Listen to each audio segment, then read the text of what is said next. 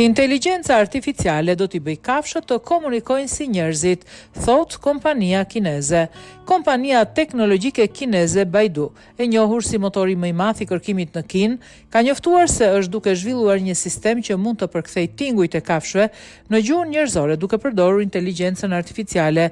Projekti ambicioz është zbuluar përmes një patente të re të regjistruar në administratën kombëtare të pronësisë intelektuale të Kinës, e cila u bë publike këtë javë.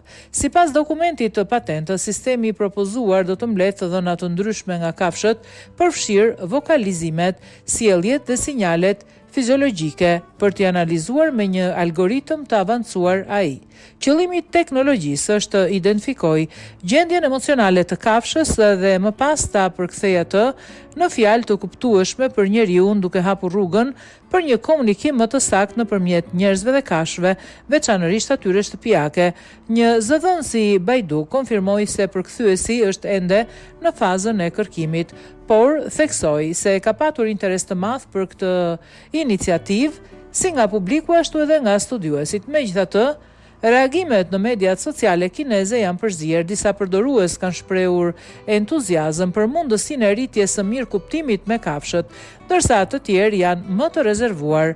Ndërsa tingëllon breslënse, do të duhet të shohim se si do të funksionojë në praktik, shkroi një komentues. Përkthimi i gjuhës së kafshëve në fjalë njerëzore ka qenë për shumë kohë një ëndër e dashamirësve të teknologjisë dhe kafshëve, por vetëm me avancimin e AI-s bëhet gjithmonë dhe më i arritshëm.